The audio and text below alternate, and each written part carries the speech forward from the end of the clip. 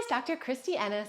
As we get older, and we are all getting older, there are certain areas that tend to lose mobility and flexibility and make us more prone to falling and injuries. So today, I am with my good friends and good clients, Nancy and Barb, to show you 5 essential stretches that you need to be doing to help you feel and look your best. Okay, we're gonna sit on our chair, or if you've got a bench handy like I do, you could use that. To stretch out the hamstring, you're gonna take one leg, bring it straight out, bring your toes up towards you. If this is enough of a stretch, you just stop right there. If it's not, you're going to bring your chest forward. Perfect job, Barb.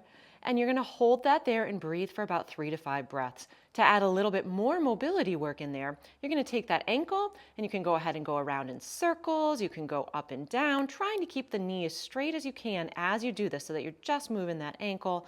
Perfect job. And again, ankle mobility also tends to get lost as we get older, so it's great to add in with this as well. To stretch our hip flexors out in our quads, which is the front of the leg, you're gonna take a bench, if you got one handy, or a chair, and you're gonna bring one leg right up onto the seat of that item. The shin is resting, so it's the leg that's up that's going to be the leg that's stretching. You may already feel a stretch right here.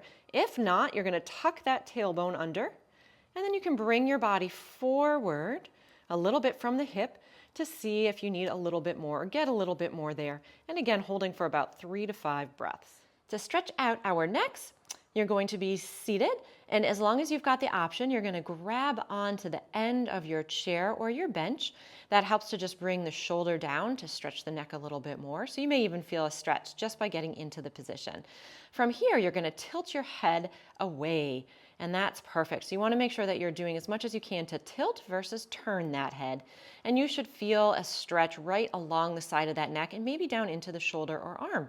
If you want a little bit more of a stretch, you can take that opposite arm. So Barb's right arm, and she's going to put it right on her head. And she's just going to give a very gentle little pull. And again, that just increases that stretch a little bit more. And then go ahead and come on up, Barb. And then if it's too much even to hang on to that chair, if you don't have that option, you can still just kind of let that arm dangle and then just do that same idea by tilting that head. And again, if you need a little bit more, putting that opposite hand right on that head.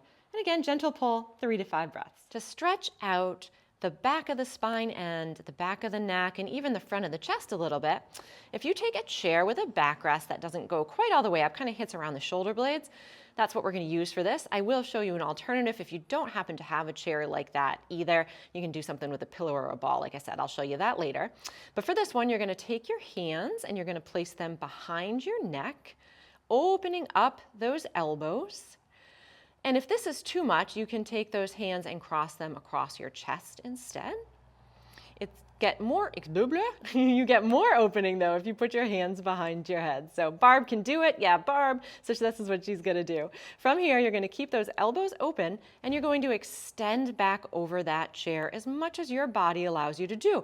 And it's okay. You just pay attention to how much you're able to do. Let that head go with it if possible. Hold just for a breath or so and then come all the way back up out of it. And you're going to repeat 5 to 6 times for this one.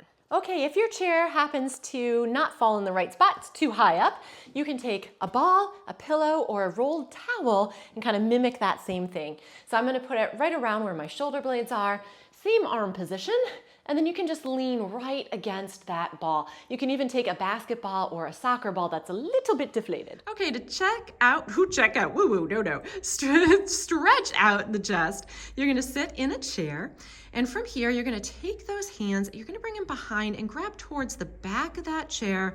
If you can, you're gonna bring those palms even turned up a little bit, facing forward, and you're gonna think about sitting up nice and tall. That's exactly it. And opening up that chest. This is kind of level 1, and I'll show you how to do a little bit more to get a little bit more of a stretch. If you need a little extra oomph in your chest stretch, you can actually take those hands, instead of just grabbing onto the chair, you can clasp them in back of you, still kind of sitting up and squeezing gently into those shoulder blades. This alone will get you more of a stretch. If you need a little bit more than that, Staying up nice and tall still, you can bring those arms right behind you. And again, holding for about 3 to 5 breaths.